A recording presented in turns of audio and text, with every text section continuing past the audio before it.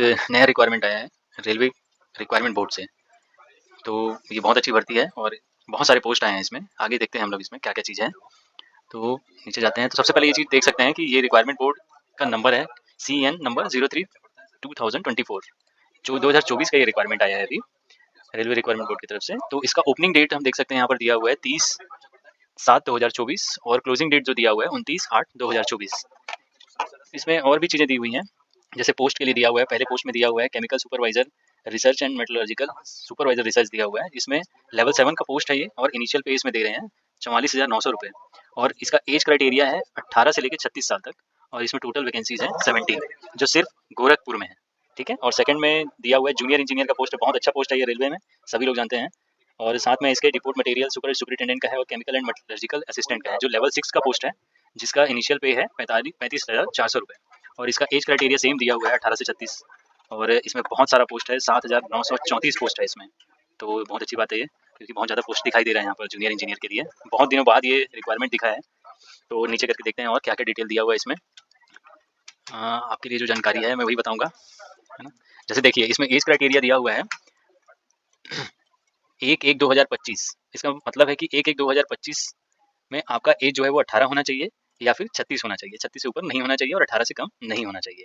ठीक है, और इसका जो दिया हुआ है स्केल ऑफ पे, देखिए जूनियर इंजीनियर है और डिपोर्ट मटेरियल सुपरिटेंडेंट और केमिकल मेटलर्जिकल असिस्टेंट के लिए इसमें दिया हुआ है 7 पे CPC पे मैट्रिक्स है इसका और इनिशियल पे जो है वो 35,400 रुपये है और अदर अलाउंसेस इसमें इंक्लूडेड रहेंगे। और सेकंड वाला जो पोस्ट है chemical supervisor research and metallurgical supervisor research level 7 का पोस्ट है, ये भी CPC 7 है और इसमें जो पे है 44,900 दिया हुआ है। ठीक है, इसमें देखते हैं 12 नंबर के पॉइंट में दिया हुआ है कि स्टेजेस ऑफ एग्जाम, तो 2 स्टेजेस में इसमें एग्जाम होगा और दोनों जो रहेगा वो कंप्यूटर बेस्ड रहेगा। ठीक है, उसके बाद फिर follow by the document verification. आप सभी लोग वैसे भी जानते हैं कि दोनों स्टेज क्रॉस करने के बाद आपको डॉक्यूमेंट वेरिफिकेशन के लिए बुलाया जाता है और मेडिकल एग्जामिनेशन के लिए बुलाया जाता है। ठीक है, तो दो इसमें जो दिया हुआ है सेकंड स्टेज के बाद इसमें normally be done at the rate of 15 times the number of vacancies, है ना, जितना वैकेंसीज है उसके 15 टाइम्स में आपको वेरिफिकेशन के लिए बुलाया जाएगा। एक चीज़ ये हुआ है, सेकंड स्टेज के बाद ही सारा प्रोसेस स्टार्ट होता है। इसमें कैंडिडेट को अपना 15 नंबर में देखेंगे, ये थोड़ा सा इंपॉर्टेंट हो जाता है क्योंकि यही आपको कॉन्टैक्ट करने का एक जरिया है। Candidate should be have their own active mobile number and valid personal email ID. ठीक है, ये दोनों चीज़ें हैं जो आपको अच्छे से डालना पड़ेगा, यही दोनों से ही आपको जज किया जाएगा या फिर कॉन्टैक्ट कर सकते हैं या एड्रेस जो आप डालेंगे वो आपको सही डालना पड़ेगा। SMS या ईमेल आपको कॉन्टैक्ट करने का एक अच्छा जरिया है। ठीक है, इसमें नेगेटिव मार्किंग भी रहेगा, आप सभी लोग जानते हैं नेगेटिव मार्किंग तो रेलवे में रहता ही है ना, 1/3 मार्क्स। और देखते हैं इंपॉर्टेंट क्या है आपके लिए। इसमें आपको बोला गया है कि after the submission of online application if candidate wishes to further modify change और correct any detail expect detail field in create an account from email ID and mobile number.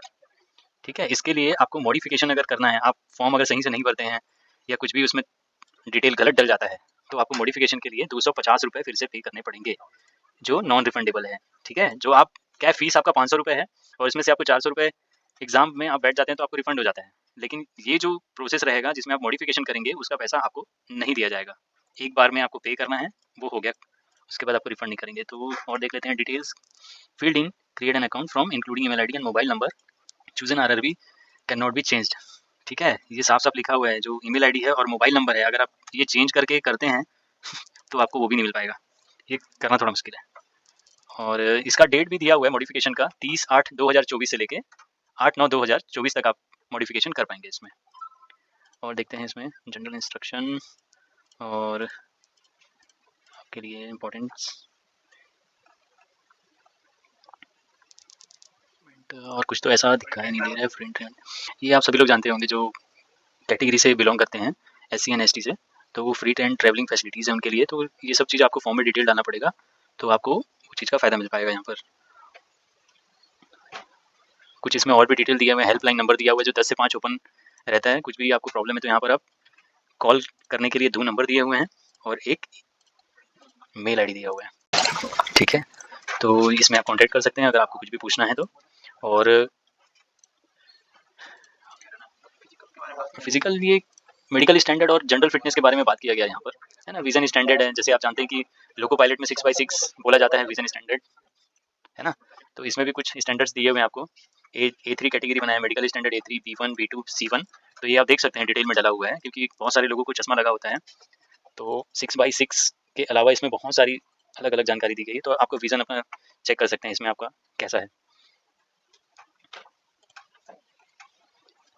Post तो ये मैं आपको पहले ही बता चुका हूँ कि जो एज ग्रुप है 18 से एप्लीकेबल जो है वो 18 से 36 और 18 से 33 नॉर्मल कोर्स के लिए है, ठीक है। और इस चीज़ को मैं थोड़ा सा बता देता हूँ रिलैक्सेशन के लिए क्या है। तो देखिए ST SC वालों के लिए 5 ईयर्स का एज रिलैक्सेशन दिया गया है, OBC नॉन क्रीमी लेयर के लिए 3 ईयर्स का रिलैक्सेशन दिया गया है, ठीक है। और एक्स सर्विसमैन के लिए UR और EWS को 3 ईयर्स का, OBC को 6 ईयर्स का और ST SC को 8 साल का, है ना। ये चीज़ उपयोगी है आपके लिए। और कैंडिडेट सर्विंग ग्रुप C इसके लिए दिया हुआ है 40 वर्ष का एज है, OBC के लिए 43 का और ST SC के लिए 45 वर्ष का है। फीमेल्स के लिए भी इंपॉर्टेंट हो जाता है बताना यहाँ पर। UR और EWS के लिए 35 वर्ष का दिया गया है और OBC के लिए 38 ईयर का और ST SC के लिए 40 का, ठीक है। आगे देखते हैं। और ये एजुकेशन क्वालिफिकेशन में बताना चाहूँगा मैं कि candidate should have education technical qualification as indicated for post of an auxiliary a this CN, ठीक है। तो आप इसमें देख सकते हैं ये एक पेज है जिसमें डला हुआ है कि आपको क्वालिफिकेशन क्या क्या चाहिए उसके लिए एज पर द पोस्ट, ठीक है। और फीस यहाँ पर देखेंगे, एग्जामिनेशन फीस दिया हुआ है। फर्स्ट नंबर पे दिया हुआ है कि for all candidate expected categories mention below, है ना। यहाँ पर बनाया हुआ है, देखिएगा आप लोग। आउट ऑफ दिस 500 रुपये आपको लगेगा। At the amount of 400 shall be refunded duly deducting bank charges on appearing in first stage CBT। तो आप अगर फॉर्म भरने के बाद जब आप 500 रुपये पे करेंगे उसके बाद आपको एग्जाम में अपीयर होना पड़ेगा, मतलब एग्जाम देना होगा, उसके बाद ही आपको 400 रुपये आपके रिफंड होंगे, ठीक है। उसके बाद यहाँ पर बता दो सेकंड नंबर में लिखा हुआ है कि for candidate who belongs ST SC and ex serviceman female transgender militaries and economically backward class के लिए यहाँ पर फीस जो है वो 250 रुपये है, ठीक है। This fees of 250 shall be refunded duly deducting bank. Same यहाँ पर भी वही चीज़ लिखा हुआ है। आप जब फर्स्ट स्टेज का एग्जाम दे देंगे तो जो आपसे फीस लिया गया है 250 रुपये वो आपको पूरा रिफंड कर दिया जाएगा। ये सिर्फ ST SC और ex serviceman of transgender of females के लिए है, ठीक है। मोड ही दिया गया है इसमें। फीस देखिए यहाँ लिखा हुआ है fees can be paid by the candidate through online mode only. तो बहुत सारे लोग यहाँ पर भटकते रहते हैं कि हमारा पेमेंट नहीं हो पा रहा है, तो इसके लिए आपको पहले ही देखना होगा कि आपको ऑनलाइन ही पे करना है यहाँ पर, है ना। इसमें लिखा हुआ है साफ साफ कि there will be a no option to pay fee through any other mode, ठीक है। सिर्फ ऑनलाइन मोड से ही आप पेमेंट कर सकते हैं। अब हम देखेंगे यहाँ पर कि देखिए स्टेज 1 का मैं बता देता हूँ थोड़ा सा। एग्जाम का टाइमिंग क्या है। स्टेज 1 में ड्यूरेशन दिया हुआ है 90 minutes, 120 minutes for eligible PWD candidates के लिए, ठीक है। और नंबर ऑफ क्वेश्चन कितने रहेंगे, 100 रहेंगे। इसमें एक टेबल बना रहता है, हाँ यहाँ से हम देख लेते हैं इसको। देखिए मैथमेटिक्स का 30 क्वेश्चन CBT 1 में आएगा आपको, और जनरल इंटेलिजेंस एंड रीजनिंग का 25 क्वेश्चन, जनरल अवेयरनेस का 15 क्वेश्चन रहेगा और जनरल साइंस का 30 क्वेश्चन रहेगा। टोटल नंबर ऑफ क्वेश्चन कितने हैं यहाँ पर, 100 क्वेश्चन हैं। कितने टाइम में दिया हुआ है, टाइम इन मिनट्स, 90 मिनट्स में आपको 100 क्वेश्चन बनाने होंगे, ठीक है। तो ठीक है, पहले भी ऐसा ही था टाइमिंग्स का। और सेकंड स्टेज में देख लेते हैं एक बार। हाँ एक चीज़ बहुत इंपॉर्टेंट है इसमें आपको बताना चाहूँगा, बहुत सारे लोग इसको मिस कर देते हैं एग्जाम देने से पहले और एग्जाम देने के बाद भी ये चीज़ को नहीं देखते हैं, है ना। ये देखिए इसमें लिखा हुआ है minimum percentage of marks for eligible in various categories. आप अगर 40% लाते हैं जनरल के लिए, अगर आप जनरल कैटेगरी से बिलोंग करते हैं तो आपको 40% मार्क्स लाने पड़ेंगे। EWS से 40%, OBC से बिलोंग करते हैं तो 30%, SC से बिलोंग करते हैं तो 30% और ST से बिलोंग करते हैं तो 25% आपको नंबर लाने होंगे, है ना। This percentage of marks for eligible may be relax by 2% for PWBD candidates in case of shortage of PWD candidates against vacancies, okay. Second stage में देख लेते हैं हम लोग। सेकंड स्टेज में भी सेम वही दिया हुआ है ना। देखिए इसमें ड्यूरेशन कितना है आपका, 120 मिनट का है और क्वेश्चन रहेंगे आपका, नंबर ऑफ क्वेश्चन है 150, ठीक है। इसमें देख लेते हैं डिटेल इसका। तो इसमें भी जनरल अवेयरनेस है 15 मार्क्स का, फिजिक्स एंड केमिस्ट्री है 15 मार्क्स का, और basic of computer and applications तो 10 नंबर का यहाँ पर कंप्यूटर भी पूछ लिया है, अच्छी बात है। Basic of environment and pollution control, ये देखिए ये आपको अलग से पढ़ना होगा क्योंकि ये बहुत सारे एग्जाम में तो ये नहीं पूछा जाता है यहाँ पर, लेकिन सेकंड स्टेज में इसको पूछा जा रहा है। और एक यहाँ पर और बोला गया है टेक्निकल एबिलिटीज़, तो ये रहेगा 100 मार्क्स का और बाकी 50 मार्क्स का रहेगा दूसरी चीज़ें। तो टोटल हो गया 150 का, और कितने मिनट में बनाना रहेगा आपको, 120 मिनट में, ठीक है। और इसमें भी सेम वही क्राइटेरिया आपको दिखेगा, minimum percentage of marks eligible in various categories. तो वही है UR का 40, EWS का 40, OBC का 30%, SC का 30% और ST का 25%, ठीक है। तो इसमें एक चीज़ और भी दिया हुआ है, दिख रहा है यहाँ पर, virtual calculator will be made available on the computer monitor during second stage CBT। इसको क्यों दिया जा रहा है, क्योंकि आपको कैलकुलेशन करना पड़ेगा यहाँ पर टेक्निकल एबिलिटीज़ में, ठीक है। तो ये कैलकुलेशन आप नॉर्मल कैलकुलेटर से कर नहीं सकते हैं, तो इसलिए आपको यहाँ पर वर्चुअल कैलकुलेटर प्रोवाइड किया जा रहा है सेकंड स्टेज के लिए, ताकि आप अपना कैलकुलेशन ईजिली कर सकें। बहुत सारे पोस्ट हैं इसमें। देखिए इसमें जो डिसिप्लिन मैपिंग टेबल दिया हुआ है, इसमें 3 years of diploma in engineering and bachelor degree in engineering technology, ये चीज़ लिखा हुआ है। तो इसमें आपको फर्स्ट 1 2 3 4 ब्लॉक दिए हुए हैं। इसमें देखिए फर्स्ट वाला जो दिया हुआ है मैकेनिकल इंजीनियरिंग से रिलेटेड सारे ब्रांच आपको दिए हुए हैं, है ना। यहाँ लिखा हुआ है मैकेनिकल एंड एलाइड इंजीनियरिंग, है ना। तो आप जितने भी मैकेनिकल से रिलेटेड इंजीनियरिंग वाले हैं वो यहाँ पर अप्लाई कर सकते हैं। और यहाँ लिखा हुआ है इलेक्ट्रिकल एंड एलाइड इंजीनियरिंग, है ना। तो यहाँ पर इलेक्ट्रिकल से इलेक्ट्रिकल इंजीनियरिंग देखिए दिया हुआ है। और यहाँ पर दिया हुआ है कि कॉम्बिनेशन ऑफ एनी सब streams of basic stream of electrical engineer, ठीक है। और ये भी अप्लाई कर सकते हैं उसमें। और इलेक्ट्रॉनिक्स एंड एलाइड इंजीनियरिंग, तो इलेक्ट्रॉनिक्स से रिलेटेड जितने भी सब्जेक्ट हैं आप सभी लोग इसमें अप्लाई कर सकते हैं। देखिए इसमें बहुत सारा आ गया, electronics engineering, instrumentation and control engineering, communication engineering भी आ गया, कंप्यूटर साइंस एंड इंजीनियरिंग भी है, कंप्यूटर इंजीनियरिंग भी है, कंप्यूटर साइंस भी है और इन्फॉर्मेशन टेक्नोलॉजी भी है। तो बहुत सारे। और इसमें नीचे साफ साफ इसमें लिख दिया गया है कि कॉम्बिनेशन ऑफ सब streams of basic streams of above disciplines, ठीक है। और लास्ट में दिया हुआ है सिविल एंड अप्लाइड इंजीनियरिंग, तो सिविल इंजीनियरिंग वालों के लिए भी बहुत अच्छा पोस्ट आया है यहाँ पर। और इसमें लास्ट में लिखा हुआ है कि BSc in civil engineering of 3 years duration होना चाहिए उसका, तभी आप इस फॉर्म को भर सकते हैं, ठीक है। एक और चीज़ लिखा हुआ है एजुकेशन क्वालिफिकेशन में कि बीएससी केमिस्ट्री एंड फिजिक्स होना चाहिए, ठीक है। ये आपका एग्जाम ग्रुप उसमें आ जाएगा CMA में। और एजुकेशन क्वालिफिकेशन एक और टेबल दिया हुआ है इसमें, थर्ड जो है वो ये रिलेटेड है केमिकल एंड मेटलर्जिकल सुपरवाइजर, ठीक है। इस पोस्ट के लिए ये सारे आपको क्वालिफिकेशन होने चाहिए, तो आप ये फॉर्म को फिलअप कर सकते हैं। Short list of candidate for second stage CBT DV and document verification के बारे में यहाँ कुछ डिटेल लिखा हुआ है, शॉर्ट लिस्ट कैसे किया जाएगा बोल के, है ना। ये आपको मिल जाएगा। Shortlisting candidates DV shall be based on the normalize marks obtained by the second stage. देखिए सेकंड स्टेज का जो रिजल्ट आएगा, जो नॉर्मलाइज रिजल्ट होगा उसके बेस पे आपको शॉर्ट लिस्ट किया जाएगा। और लिखा हुआ है the normalized scheme to be adopted from the short listing candidate first stage to second stage CBT and for DV on the basis of the performance in second stage, ठीक है। जो document verification होगा वो CBT to second stage का जो performance रहेगा उस पर बेस्ड रहेगा वो।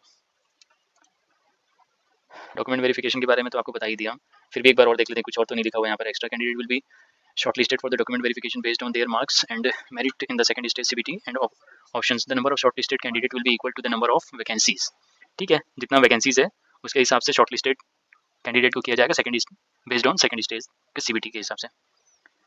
और देख लेते हैं कुछ है क्या आपके लिए। हाउ टू अप्लाई में तो आपने जब ऑनलाइन एप्लीकेशन में आप जाएंगे तो आपको सारा डिटेल वहाँ दिख जाएगा। तो एक काम करूँगा मैं कि इसका लिंक जो है वो डिस्क्रिप्शन में डाल दूंगा कि हाउ टू अप्लाई वाला, है ना। आप वहाँ पर जाके देख सकते हैं उसको, और सारा डिटेल वैसे इसमें भी दिया हुआ है। ज़्यादा अच्छा होगा कि आप लिंक में जाकर देख लें इसको। देखिए इसमें छोटा छोटा जो दिया हुआ है, जैसे आप फोटो डालेंगे तो वो 30 से 70 KB का होना चाहिए, है ना। और जो आपका स्कैन JPG इमेज रहेगा सिग्नेचर का वो 30 से 70 KB का होना चाहिए। STSC का जो सर्टिफिकेट है ना वो 500 KB का होना चाहिए। तो ये छोटे छोटे डिटेल्स हैं इसमें। और ये सभी जितने भी RRBs हैं उनके वेबसाइट हैं, आप इसमें से जाके जिस भी RRB का फॉर्म फिलअप करना चाहते हैं आप सारा दिया हुआ है यहाँ पर, आप कॉपी कीजिए, पेस्ट कीजिए और डायरेक्ट वो ओपन हो जाएगा। वहाँ पर जाके आप एप्लीकेशन ओपन करके फॉर्म भर सकते हैं अपना। इसमें जनरल गाइडलाइंस भी दिया हुआ है ऑनलाइन सबमिशन के लिए कि कैसा सबमिशन करना है आपको फॉर्म का। मॉडिफिकेशन एप्लीकेशन मॉडिफिकेशन के बारे में मैंने ऊपर भी बताया था आपको, उसका डिटेल भी यहाँ पर दिया हुआ है कि मॉडिफिकेशन के लिए आपको 250 का चार्जेस लगेगा और ये नॉन रिफंडेबल रहेगा, ठीक है। और नीचे जाते हैं, यहाँ पर लिखा हुआ है instruction related to e call letter, ठीक है। पहले क्या होता था रेलवे के एग्जाम में आपके यहाँ लेटर आता था घर पे, तो उससे रिलेटेड कुछ जानकारियाँ हैं इसमें, आप इसको पढ़ेंगे तो आपको पता चल जाएगा। और ट्रैवलिंग के बारे में दिया हुआ है, फ्री ट्रैवलिंग के लिए STSC वालों के लिए। Verification of original document and format of certificates, ये उसके डिटेल्स दिए हुए हैं। जब आपको डॉक्यूमेंट वेरिफिकेशन के लिए बुलाया जाएगा तो आप 9.0 को देखकर आप अपना वेरिफिकेशन के लिए जितने भी सर्टिफिकेट आपको ले जाने हैं वहाँ इसमें देख सकते हैं। Format for the caste certificate for ST/SC candidates, ये फॉर्मेट दिया हुआ है आपको कास्ट सर्टिफिकेट का। आपको जब सेंट्रल का सर्टिफिकेट बनाना होगा तो ये फॉर्मेट रहेगा उसका, सेंट्रल का सर्टिफिकेट बनाने के लिए आप इस फॉर्मेट को चेक कर सकते हैं एप्लीकेशन में जाके। OBC के लिए भी दिया हुआ है, वीकर सेक्शन के लिए EWS के लिए भी दिया हुआ है कि आपको इनकम सर्टिफिकेट और इनकम एंड असेट सर्टिफिकेट कैसे बनाना है आपको, ये उसका फॉर्मेट दिया हुआ है। तो यहाँ से आप फॉर्मेट निकाल कर आप जहाँ भी आप बनवाते हैं उसको बनवा सकते हैं जाकर। इनकम सर्टिफिकेट भी बनाने के लिए बैकवर्ड क्लास के लिए दिया हुआ है यहाँ पर। डिक्लेरेशन फॉर्म भी है, आपको मिल जाएगा। सर्टिफिकेट फॉर डिसेबिलिटी के लिए भी एक फॉर्मेट दिया हुआ है, आप ये फॉर्मेट निकाल सकते हैं। मेडिकल अथॉरिटी इशू सर्टिफिकेट भी दिया हुआ है यहाँ पर, सारा डिटेल है यहाँ।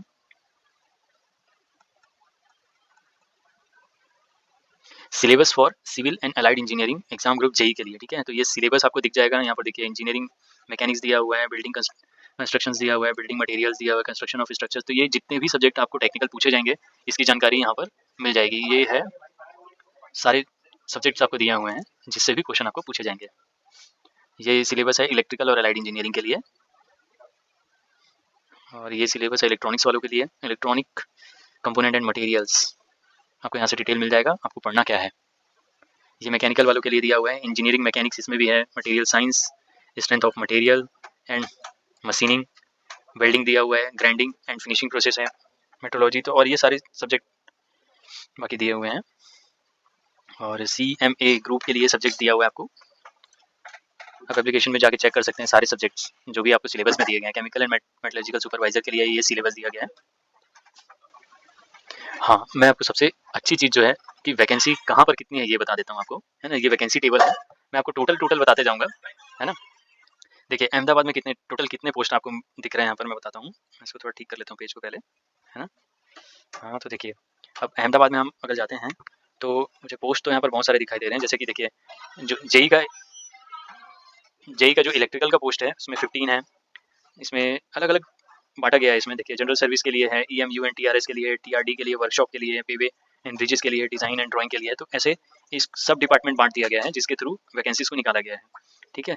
तो इसमें देखिए टोटल नंबर ऑफ मैं बता रहा हूँ आपको कैसे हैं। देखिए जनरल के लिए 149 पोस्ट हैं, और SC के लिए 53 पोस्ट हैं, ST के लिए 24 पोस्ट है, और OBC के लिए 107 पोस्ट है, और लास्ट वाला EWS है जिसमें 49 पोस्ट है। तो टोटल नंबर ऑफ पोस्ट यहाँ पर हो रहे हैं 382 पोस्ट, ठीक है। इसमें मैं कुछ देख कर आपको बताता हूँ। जैसे कि मैकेनिकल इंजीनियरिंग के लिए देख रहा हूँ मैं यहाँ पर जो कैरियर एंड वैगन के लिए है, तो यहाँ 66 पोस्ट दिया गया देखिए, है ना। और डिज़ाइन एंड ड्राइंग के लिए दिया गया 13 पोस्ट, और डीजल शेड के लिए दिया हुआ है 13 पोस्ट। तो यहाँ आप भर सकते हैं। अहमदाबाद में बहुत अच्छा पोस्ट है, काफ़ी दिखाई दे रहा है मुझे। अब सेकंड में चलते हैं अजमेर। तो अजमेर में हम देखते हैं कि इलेक्ट्रिकल का पोस्ट यहाँ पर दिया गया है, और सिविल इंजीनियरिंग का दिख रहा है। सिविल इंजीनियरिंग का बहुत सारे पोस्ट हैं यहाँ पर, है ना, और मैकेनिकल का भी है, ठीक है। बहुत सारे पोस्ट हैं यहाँ पर। अगर अजमेर का देखें तो यहाँ बहुत सारा पोस्ट दिखाई देता है। यहाँ पर जाएंगे तो हम देखेंगे यूआर के लिए 268 पोस्ट है यहाँ पर, और SC के लिए 61, ST के लिए 27, OBC के लिए 109, और EWS के लिए 64। तो टोटल नंबर ऑफ पोस्ट यहाँ पर 529 है। ये बहुत अच्छी जगह है, अगर आप यहाँ अप्लाई करते हैं तो अजमेर, यहाँ पर आपको नंबर ऑफ पोस्ट बहुत ज़्यादा मिलेंगे, सिलेक्शन के चांसेस ईजी हो जाते हैं थोड़े से अगर आपने पढ़ाई की है तो। अब बेंगलुरु में देखते हैं, बेंगलुरु में टोटल नंबर ऑफ पोस्ट देख लेते हैं हम बेंगलुरु में कितना है। जनरल के लिए 174 है, और SC के लिए 58, ST के लिए 33, OBC के लिए 89, EWS के लिए 43। तो total number of post Bengaluru में है 397 पोस्ट हैं। इसमें भी सारी जगह के पोस्ट, अगर ब्रांच हम देखें तो सिविल का है, मैकेनिकल का है ना, department of material science, material superintendent का भी है इसमें। अब चलते हैं भोपाल के लिए। भोपाल में देखते हैं, भोपाल में भी बहुत सारा ब्रांच दिखाई दे रहा है मुझे। इलेक्ट्रिकल का काफ़ी यहाँ पर पोस्ट दिख रहा है। इलेक्ट्रिकल के साथ साथ सिविल इंजीनियरिंग का भी है, और मैकेनिकल इंजीनियरिंग का भी है। तो टोटल नंबर ऑफ पोस्ट देख लेते हैं हम कितना है यहाँ पर। जनरल के लिए 239, SC के लिए 65, ST के लिए 35, OBC के लिए 90, OBC के लिए अच्छा पोस्ट है यहाँ पर 98 पोस्ट दिखाई दे रहा है। EWS के लिए 53 और 485 पोस्ट है। टोटल नंबर ऑफ पोस्ट कितना है 485, मतलब यहाँ पर भी अच्छे पोस्ट हैं, यहाँ भी आप पढ़ते हैं तो सिलेक्शन के चांसेस अच्छे हैं यहाँ पे। भुवनेश्वर में देख लेते हैं, भुवनेश्वर में देखते हैं तो यहाँ पर भी पोस्ट अच्छे दिख रहे हैं। ब्रांच थोड़े से कम है यहाँ पर दिख रहा है सिविल इंजीनियरिंग का दिख रहा है, और मैकेनिकल का दिख रहा है, और इलेक्ट्रिकल का दिख रहा है। यहाँ पर इलेक्ट्रॉनिक्स के पोस्ट नहीं दिख रहे हैं। तो भुवनेश्वर टोटल नंबर पोस्ट देख लेते हैं। जनरल का 76 है, SC का 20 है, ST का 71 है, OBC का 36 है, EWS का 26 है। टोटल नंबर ऑफ पोस्ट 175 है यहाँ पर। तो यहाँ पर भी अच्छे पोस्ट हैं, थोड़े से कम है पर ठीक है। बिलासपुर जोन में आते हैं तो यहाँ पर भी आपको देखने को मिलेगा कि इलेक्ट्रिकल का पोस्ट है बहुत सारा, सिविल इंजीनियरिंग का पोस्ट है यहाँ पर, और मैकेनिकल इंजीनियरिंग का भी पोस्ट है। तो टोटल देख लेते हैं हम लोग कितना है। जनरल के लिए 238 पोस्ट है जो बहुत ही अच्छा है, और SC के लिए भी 65 है, ST के लिए 25 है, OBC के लिए भी बहुत अच्छा है, यहाँ पर 103 पोस्ट है, और EWS के लिए 41, और टोटल नंबर ऑफ पोस्ट हो रहे हैं 472। तो पोस्ट वैसे तो बहुत अच्छा है, बिलासपुर में भी भर सकते हैं। इसके बाद देखते हैं हम चंडीगढ़ के लिए। चंडीगढ़ में भी काफ़ी मुझे दिखाई दे रहा है यहाँ पर। इलेक्ट्रिकल का पोस्ट है यहाँ पर, सिविल का पोस्ट है, मैकेनिकल इंजीनियरिंग का भी पोस्ट है, और मटेरियल सुपरिटेंडेंट का भी है। तो टोटल नंबर ऑफ देख लेते हैं हम कितने हैं। जनरल के लिए 150, SC के लिए 43, ST के लिए 29, OBC के लिए 88, और EWS के लिए 46। टोटल नंबर ऑफ पोस्ट 356 है।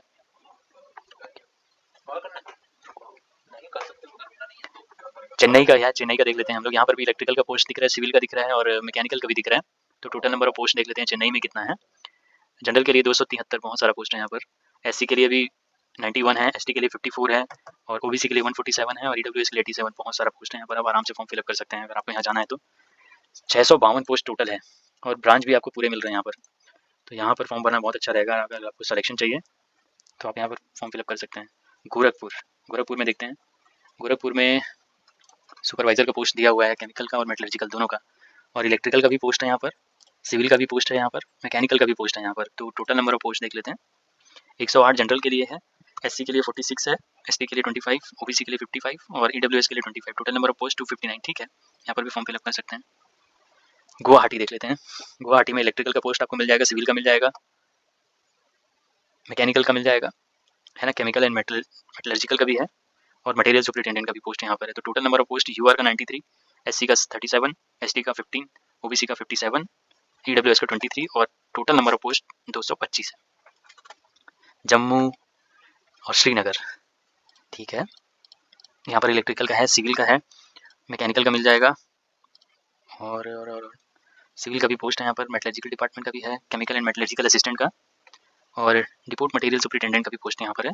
तो जनरल में 125, एससी में 23, एसटी में 16 और 52 पोस्ट है ओबीसी में और ईडब्ल्यूएस में 35। 251 टोटल पोस्ट है यहाँ पर। कोलकाता में जाएँ तो इलेक्ट्रिकल का पोस्ट मुझे बहुत सारा दिखाई दे रहा है ना। तो इलेक्ट्रिकल वाले थोड़ा ध्यान से देख सकते हैं कोलकाता के लिए। सिविल का भी बहुत पोस्ट है यहाँ पर, मैकेनिकल का भी लगभग सारे डिपार्टमेंट में अच्छे पोस्ट दिए गए हैं, मैकेनिकल में भी। तो टोटल नंबर ऑफ पोस्ट देख लेते हैं। जनरल का 320 है, एससी का 96 है, एसटी का 66 है, ओबीसी का 114 है एंड ईडब्ल्यूएस का 64 है। टोटल पोस्ट अगर जाए तो यहाँ सबसे ज़्यादा दिखाई दे रहा लग रहा है अभी तक का मुझे, 660 पोस्ट यहाँ पर है। ठीक है, तो यहाँ भी आप फॉर्म फिलअप कर सकते हैं। मालदा में देखते हैं कितने हैं। यहाँ पर इलेक्ट्रिकल, सिविल और मैकेनिकल का पोस्ट दिखाई दे रहा है मुझे। जनरल में 74 सीट है, एससी में 19 है, एसटी में 10 है, ओबीसी में 41 है, ईडब्ल्यूएस में 19 है और टोटल नंबर ऑफ पोस्ट 163 है। अब मुंबई में देख लेते हैं। इलेक्ट्रिकल का पोस्ट दिखाई दे रहा है मुझे मुंबई में। इलेक्ट्रिकल सिविल का बहुत सारा पोस्ट है और मैकेनिकल का भी बहुत सारा पोस्ट है। काफ़ी वैकेंसी दिखाई दे रहा है मुझे मुंबई में। ओह, सबसे ज़्यादा वैकेंसी चाहिए अभी तक देखें जितने भी। तो यूआर में 596 है, एससी में 203 है और एसटी में देखें तो 89 है और ओबीसी में 346 है और ईडब्ल्यूएस में 143। Total number of post 1377 post है यहाँ पर। कहाँ पर? मुंबई में। तो जिनको भी मुंबई जाना है वो यहाँ पर फॉर्म फिलअप कर सकते हैं और यहाँ पर आपको पास होने के चांसेस भी बढ़ जाएंगे क्योंकि वैकेंसी बहुत है यहाँ पर। मुजफ्फरपुर में देखते हैं। मुजफ्फरपुर में ज़्यादा पोस्ट आपको नहीं दिख रहे हैं, सिविल के ही पोस्ट दिखाई दे रहे हैं, है ना। तो मुजफ्फरपुर में देखें तो 11 पोस्ट टोटल दिखाई दे रहे हैं बस आपको। पटना में देखते हैं। पटना में टोटल नंबर ऑफ पोस्ट देखते हैं तो जनरल के लिए आपको यहाँ पर कौन कौन से मिल जाएंगे, सिविल है, मैकेनिकल है, केमिकल मेटलर्जिकल का है। ठीक है, तो टोटल नंबर जनरल का 95 है, एससी का 39 है, एसटी का 18 है, ओबीसी का 65 है और ईडब्ल्यूएस का 33 है और टोटल नंबर ऑफ पोस्ट जो है वो 247 है।